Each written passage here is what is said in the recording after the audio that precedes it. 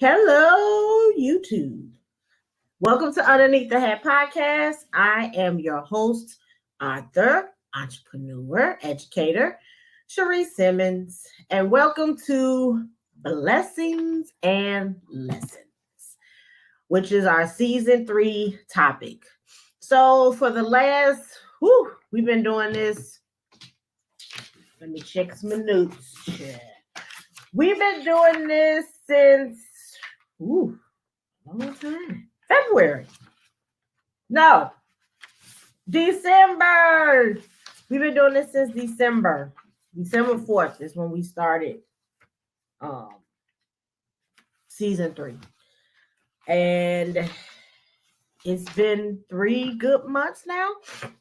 And I've been sharing with you different blessings and lessons that I've learned over my life. And as I've said before in the past, I'm very transparent and a true believer in you learning from your mistakes. And I believe in self-reflection, and that I know that there is a lesson in everything, and good, bad, or indifferent. And so the question is, what do you learn from it? Because I don't believe in making mistakes. I tell my students at my school, do it right the first time, you won't have to do it again. And sometimes that's easy, sometimes it's not. Even as adults, we make mistakes and we have to end up doing things multiple times because we don't learn a lesson.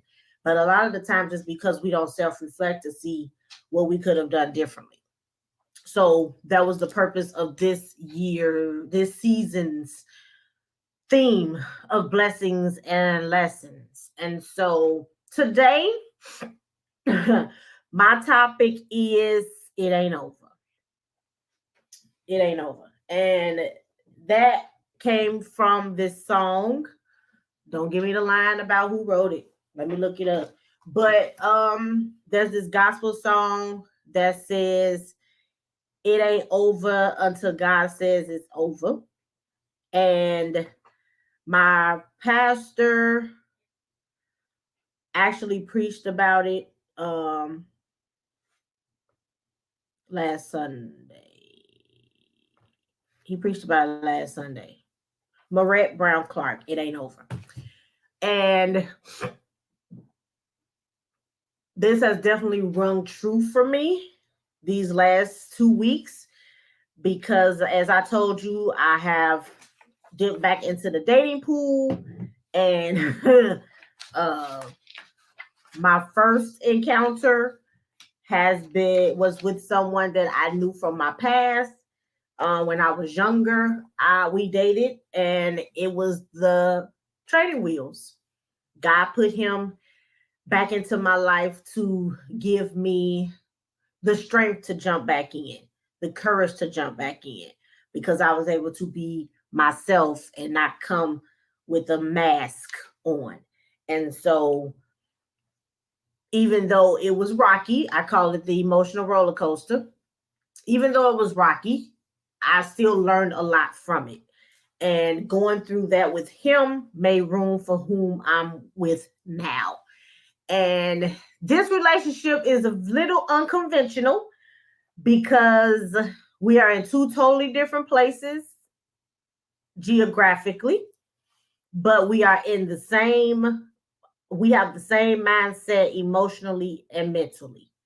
And that has been different from all of my other relationships, because physically I was able to be with my other relationships and see them frequently, and sometimes sex clouded judgments and made red flags white, or just blocked out the red flags altogether.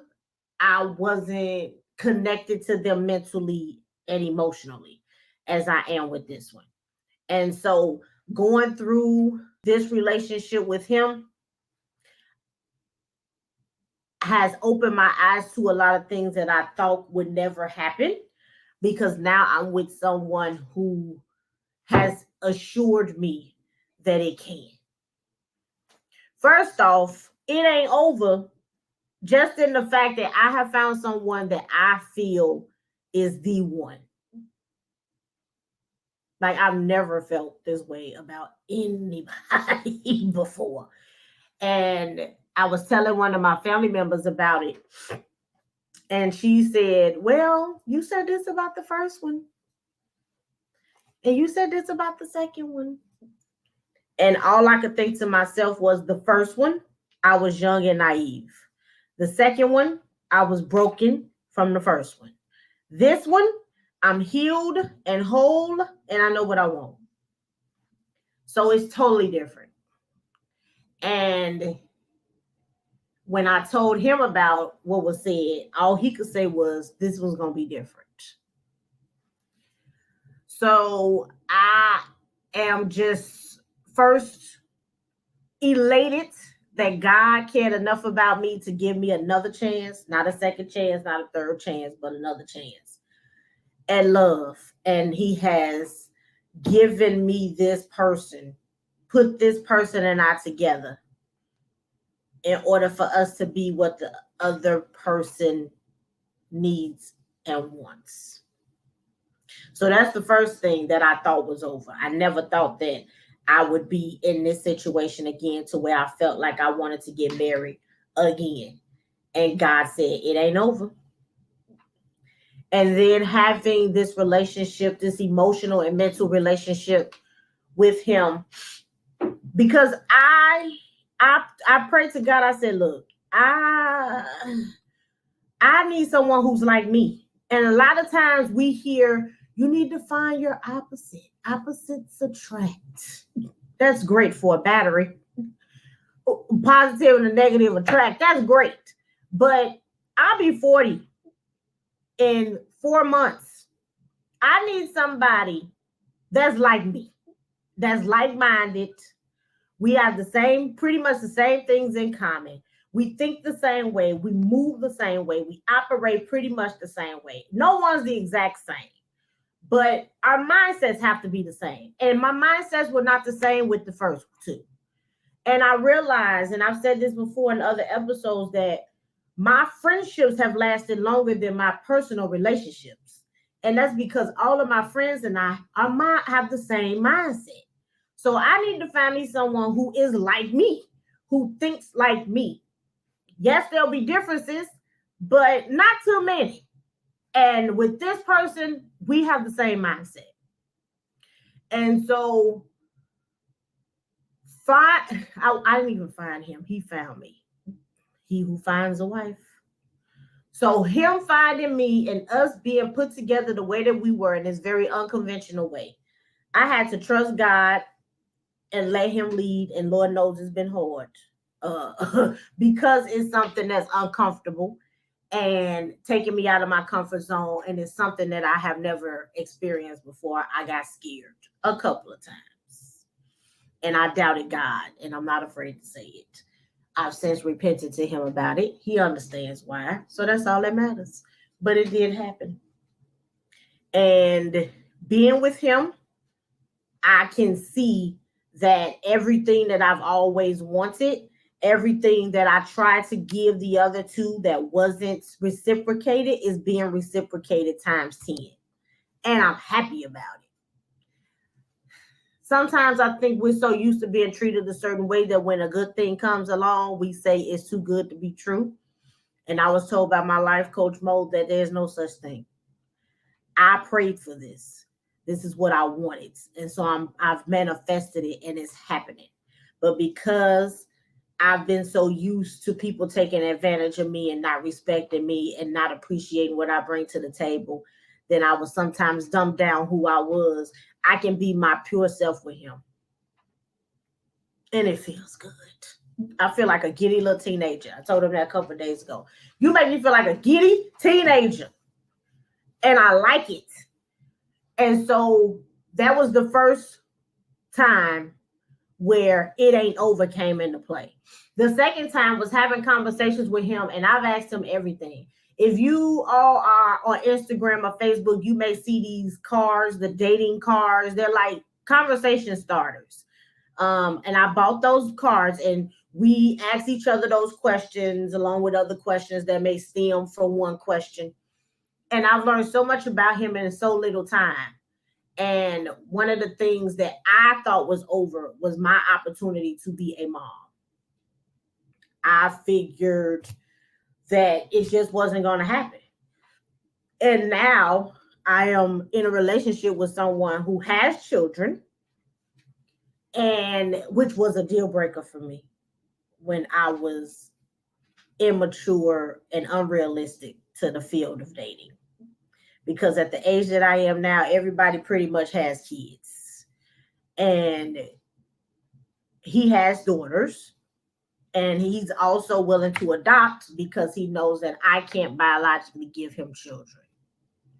So the dream of being a mom ain't over because there's an opportunity for me to be someone's mom. And he doesn't believe in stepmother. He says, I need you to step up and be their mother. That's his definition of stepmother. Step up and be their mother. So I will get the opportunity, if God says so, to be someone's mother. So that was something that I thought was over, that God said, it ain't over. It ain't over. So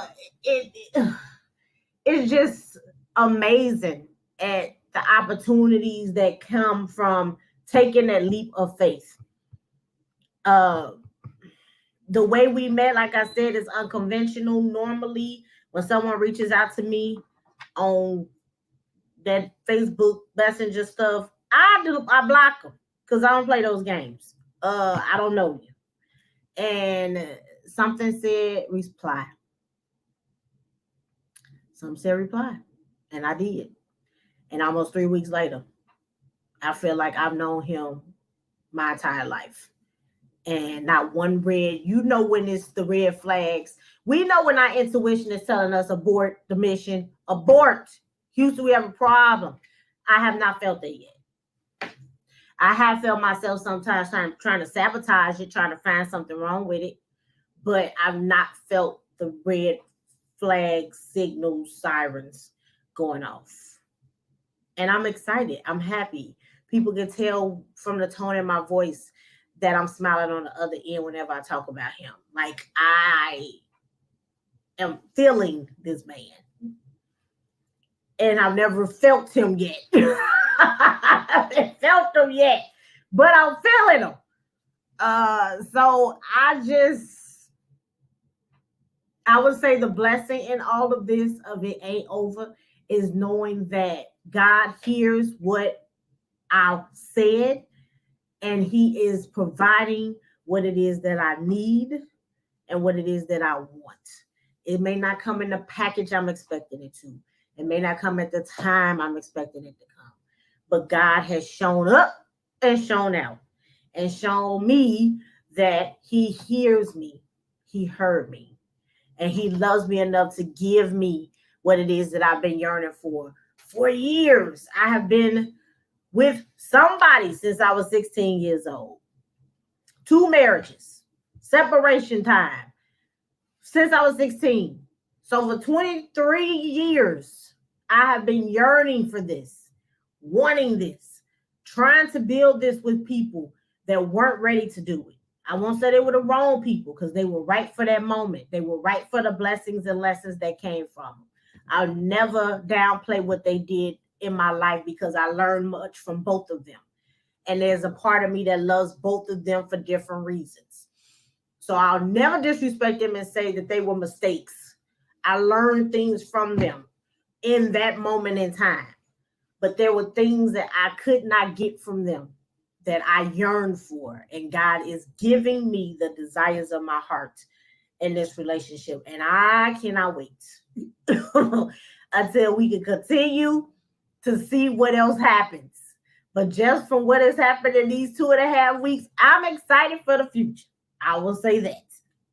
The lesson is I have to trust the process. I will admit I'm a little hard-headed. I know I'm a little hard-headed. I've always been hard-headed.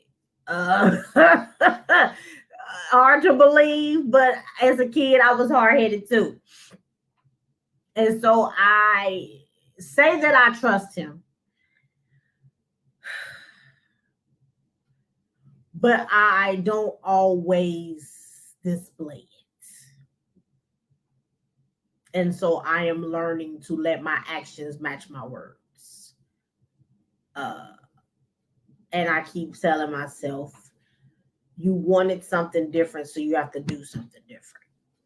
And God has done it before, and he'll do it again. He's the same God. So I'm going to trust him, trust the process, know that he would not steer me wrong. And even if something does happen that I don't want or expect, there's a blessing and a lesson in whatever happens. So I am excited. I'm happy. My heart is full. I feel a peace and a joy that I have never felt before in this area. And I'm excited for what's to come. And I'm going to take you on this ride, this journey with me.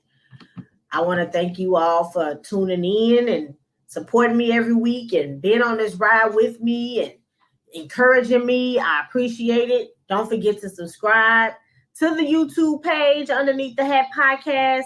Check us out on all of the podcast platforms: Anchor, Overcast, Spotify, Apple, Google, Breaker, and Pocket Cast. Also, don't forget to share the page.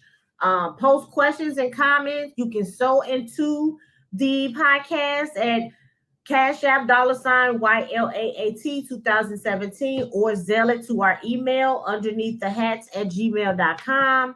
Also, make sure you check out my 2 books. It's That Size for a Reason and Underneath the Hat, which you can find on YouTube. Just type in my name, Cherie Simmons, and they both should pop up.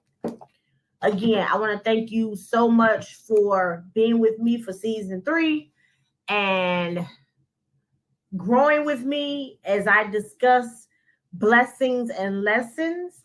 Next week, let's see, I got to check my schedule here. Next week, we're going to figure out what we're going to be talking about. But yeah, it's almost time to be wrapping up soon so I can take me a break. But next week, we're going to continue to discuss blessings and lessons, whatever the Lord places on my heart to talk about. But thank you so much for your support. And as I always say, remember to take care of yourself underneath the hats. I appreciate you. And I will see you all next week.